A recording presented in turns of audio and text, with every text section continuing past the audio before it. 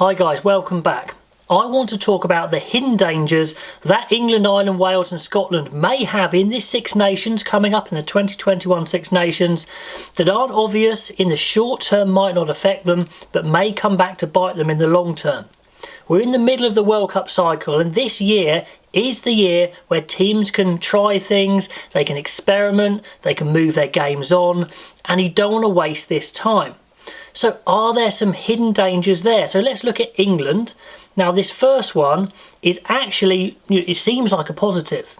They've got very familiar players, they've got a settled team. You could pick the England starting 15 pretty easily if you were to go with Eddie's favourite players. There'll be loads of caps, there'll be loads of experience, they'd probably do pretty well. But are you missing a trick? If you go for your best team most of the time, would Eddie Jones be missing a trick? Sure, it would mean he'd have to rest or drop, however you want to call it, his older players, his more experienced players. But slotting in a few new players in and amongst a really settled team, I think is the best way to integrate young new players and get them experience, rather than say in a traditional summer tour where you could change the whole team almost, and they don't really feel like they're part of the national team. They don't get to play with those more experienced players. So, I mean, for example, the England back row is probably going to be Curry, Underhill, Billy Vunipola. Fine. But could you go for Curry, Willis, Billy Vunipola? Slot him in between them.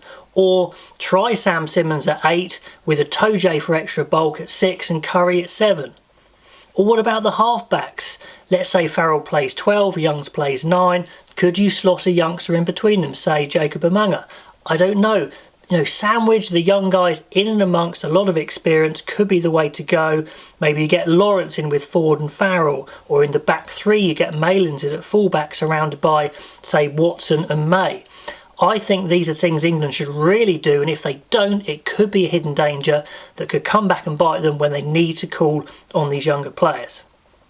Now the second one for England, I'm going to look at two for each country to keep it fairly short, is the power deficiency I've kept talking about in the backline. Now you could pick an England backline, Ford, Farrell, Slade, May, Watson and Daly, very experienced, very good, but very lightweight. Now they've simply, in my opinion, they've simply got to try out some of these power options, even if it means dropping or resting one or two of those key players. Now on the wing, if they wanted a big winger, it was looking like Thokanasiga was going to be the man. However, he struggled at Bath when he has played. He's done okay, but defensively at times he has made some bad mistakes. Maybe his time will come, but it doesn't look like now. Do you go to Ollie Thorley and actually give him a go? They were so close to giving him a go on the wing, but they never did. Now the obvious one is to play Ollie Lawrence at 12 or 13, but then you would have to then rest a player like Henry Slade, for example, who is an amazing player. So it takes, a lot of bottle to do that. Or the outside suggestion I've got is young Freddie Stewart from Leicester. Now, he's really come onto the scene recently in the last couple of years, especially this season. He's 20 years old, he's over 6'4", and in a year or two he's probably going to be 17 stone plus. And he's amazing in the air. Could you have a guy like that in the back three, maybe at fullback, maybe try him on the wing to start with, to add some real physical punch into your back line? Because sometimes you just simply have to run through players and there are no options. So anyway, those are my two dangers for England. Now for Wales, I see a slight issue developing in the front five. They've got a lot of front row players in and around the team, but they haven't settled on a first choice front row, and they need to find a front row that gets close to the likes of Gethin Jenkins, Owens, Adam Jones, that sort of quality of front row, and they're not quite there yet. But I think a little bit more serious is the second row.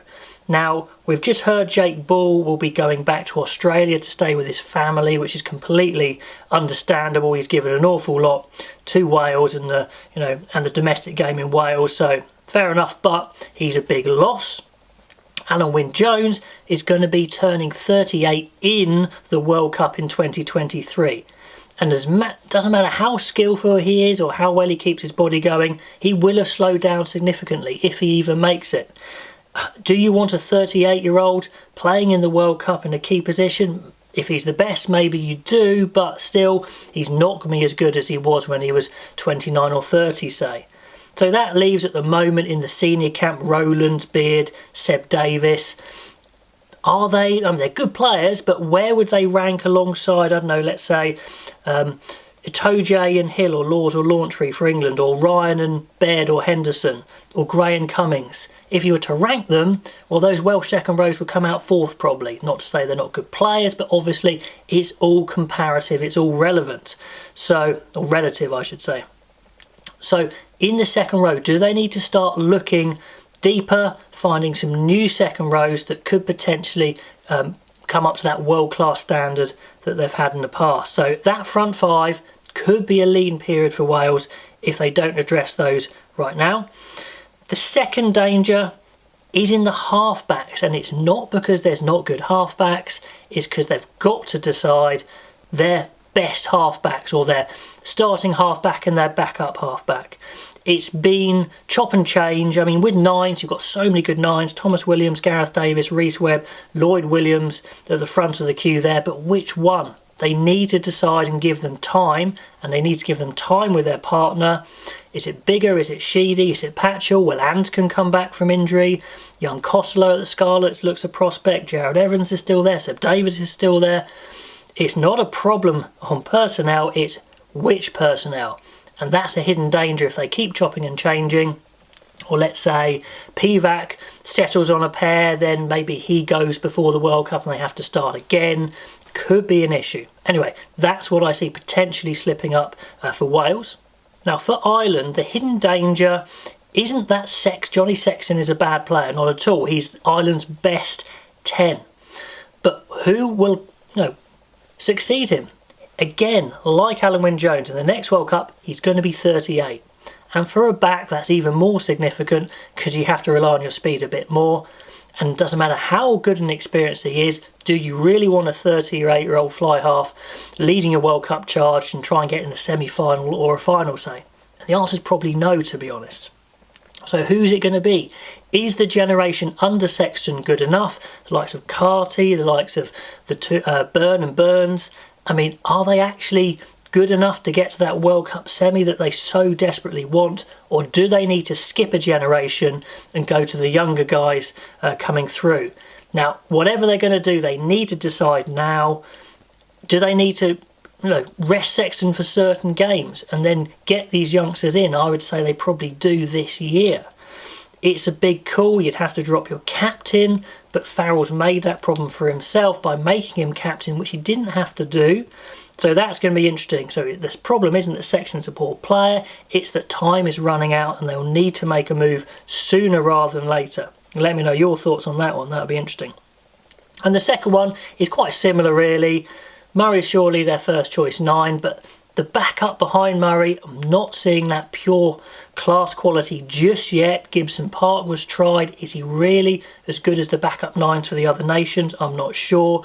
Again, do you go younger, the likes of Craig Casey of Munster? I think they need to make a call on these halfbacks this year. Let me know your thoughts. And finally for Scotland, hidden dangers. Well, there's one big positional hidden danger, I think, and that is a top quality number 8. Now at the moment, Matt Fagerson is in possession of the shirt and he's a very good player. And as I keep saying, I'm not saying these players aren't good players, but it's all relative. You've just got to compare them to what's around. And if you were to compare him to Talupi Faletau, Billy Vunipola, Doris Ostander for Ireland, where would he rank? Well, again, the answer would be 4th. And you really don't want that if you're wanting to actually win Six Nations and things like that. I mean, are the other possibilities better? Possibly, let me know. You've got Haining, Blade Thompson, Dupree, Bradbury, maybe even Skinner. Or do you just say, look, Fagerson is the best option we've got and we just need to build the team around him? Or do you keep trying other players? It's something they're going to have to decide fairly quickly. And the last one for Scotland is the old adage, consistency. But when I say consistency, I'm particularly talking consistency of physical performance. Now, Scotland are not always going to win.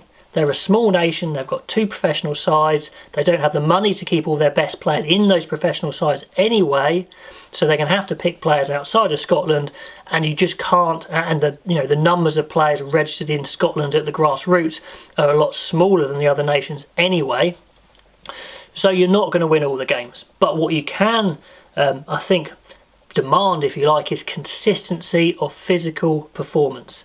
And certainly when they finished off against Ireland, when they were dominated on the gain line in defence and in attack, it's a big worry.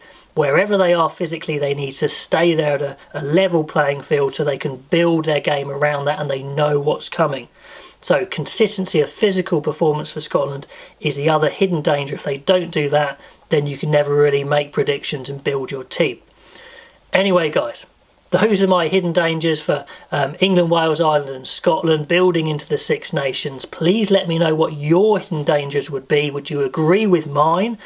And if they're different ones, tell me what they are. And until next time, I will see you then.